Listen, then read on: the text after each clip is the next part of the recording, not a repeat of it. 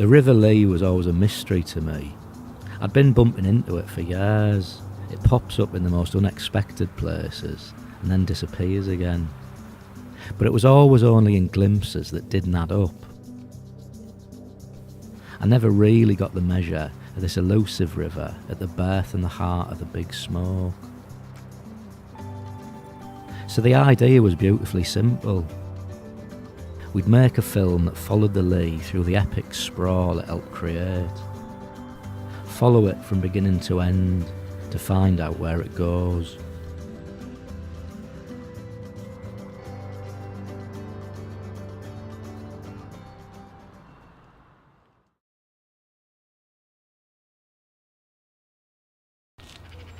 I quickly discovered that doing this wouldn't be that simple. This river's tricky, chimera-like. Where it goes is often a guess, and finding where it started was even trickier.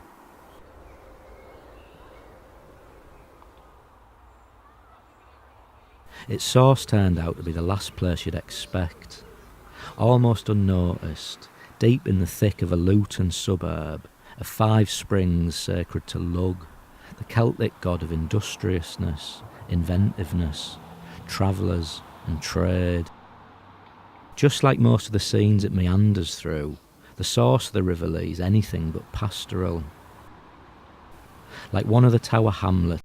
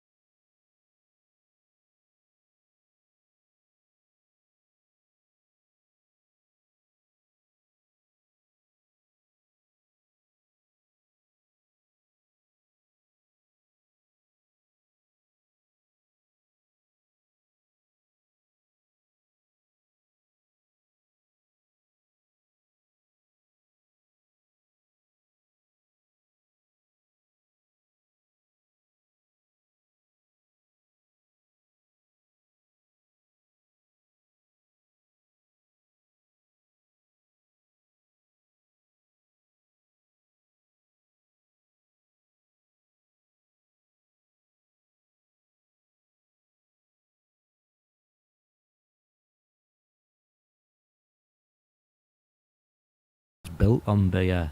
It's virtually a hint of the stuff. The need for beer gave birth to the Lee navigation, and the need for drinking water created the new river. These 2 artificial rivers were like a life support system for the growing metropolis downstream. There's an old saying that God created the world, but the Dutch created Holland. The same could be said of Cockneys and the Lee. The rivers shaped the civilization that grew up alongside it, and the civilization has also shaped the river, each moving to the other's step, all the way down to the Thames. I often got confused which branch of the river I was on. Its ambiguous start and various streams and springs. Its various strands weaving in and out of each other. The fact we can't even decide how to spell it. Sometimes L-E-E, sometimes L-E-A. Again, these waters honour the resident river god. Lug's mercurial, changeable, was said to have a threefold nature and is normally portrayed with 3 heads.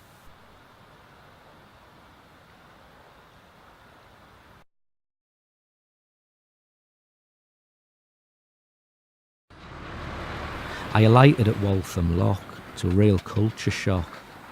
A gridlock of 4x4s, blasting out the foot of the floor. The navigation and the old river are a real Jekyll and Hyde story here. One of them user-friendly, one alluringly dark and strange, overrun and wild, sloping off behind African evangelical churches.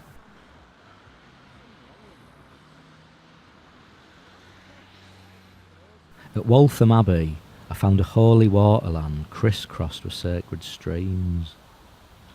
Waltham Abbey was King Harold's most sacred church, his final resting place after the Battle of Hastings. It was consecrated in 1060, 6 years before the end of an entire world and the beginning of another. I saw a strange building from the Abbey grounds which seemed like a summary of this place, this overcrowded junk shop of history, era upon era piled up on top of each other by the banks of the river. But in the Garden of Rest, this quiet island by the hiss of the motorway, I found a strange sense of peace. There was something so poignant about Harold's Abbey. It was also the last monument to a vanished world in another sense. Waltham Abbey is the last stand of that rustic world upstream, which now gives way to the M25 and the ferocious present tense of London. The body economic, the Leviathan, one ring to rule them all, and in the darkness bind them. And below the headlong rush, the river runs, a world at quarter speed. It seemed like an odd place for it, but the river was full of barge dwellers at this point, a different world by the white noise of the M25, a seashell to the ear as cavernous as an IKEA store. Once you're inside the M25, there's this unaccountable feeling that Essex and the dead Saxon king are outside the magic circle. And before you, the greatest mystery in human endeavour the world has ever known. The Lees a river full of ghosts, of traces. Traces of merry old England, and traces of brutal, bloody old England. I came across the gun factory that armed the British Empire, reduced to a cuddly Toy Story.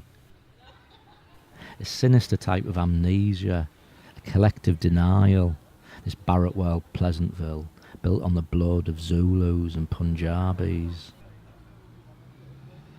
The richness and the wrongness of it all was how my mate once described London's grotty patina, and the phrase kept ringing through my mind here.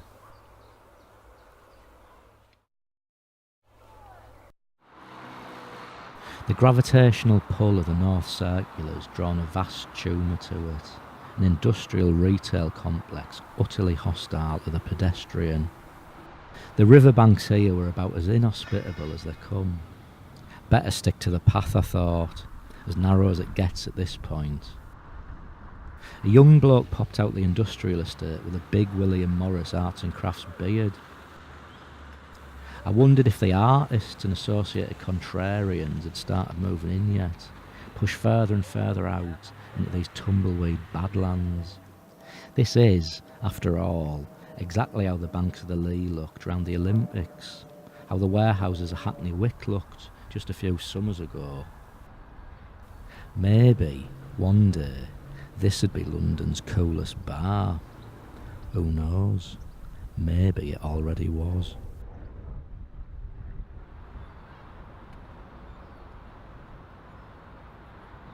I came to the depot at the start of all the bus routes and the end of outer London. All around you, ghosts of heavy industry gone back to green, pointing toward a future where the dark satanic mills have all gone back to pasture, leaving empty green question marks, like the chalk drawings of fallen bodies at the scene of a crime. And as well as these well-considered, controlled attempts to return the old industry to nature, sometimes the river just seemed to take back what belonged to it anyway. For a few miles, the river valley gives the relentless sprawl a bit of a breather, beloved of dog walkers. And like the pet dogs, This valley exists in an overlap between the wild and the man-made. A bloke with a haunted, heavy drinker's face said, "Please don't put me on the film, I'm in hiding," so I didn't. A certain marginal romantic cast of minds drawn to these backwaters, this edge of terra firma in the inner city. Living on the water somehow puts you beyond the jurisdiction of all those cares and concerns that hem and rally the rest of us. And the more I looked at it, the more it seemed like some shabby utopia. And a part of me wanted to join this little world on the margins of the water and the land.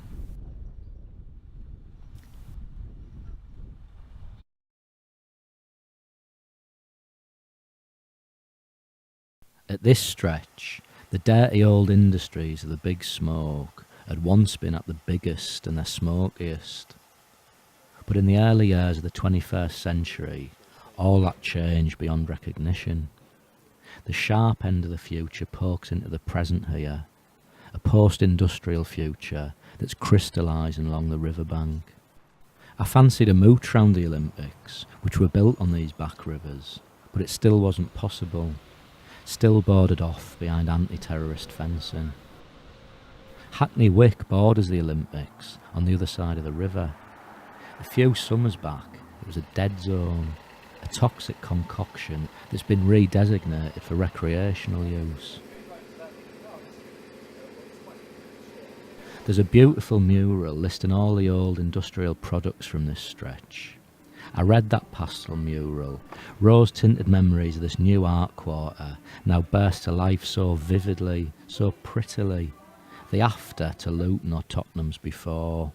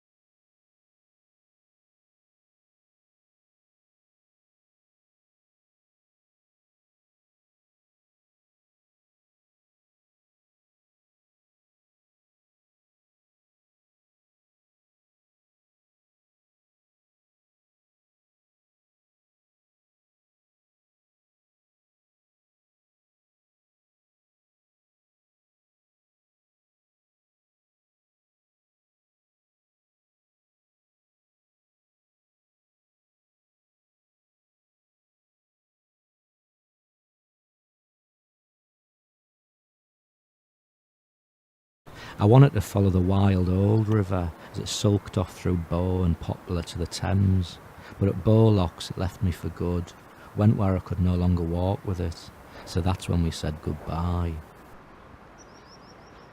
I'd like to have written a neater story, but the river's a story that writes itself. The Lee has its own ideas, and I just did what I was told.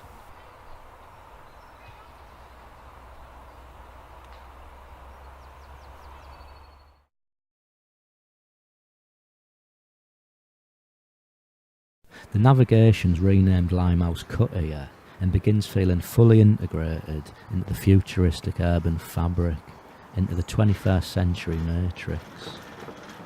From here, the water runs as straight as a school ruler and is about as interesting.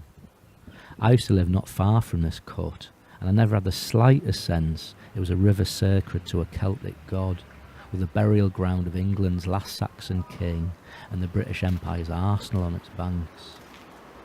It always seemed so blank, so amnesiac, so utterly synthetic and without context.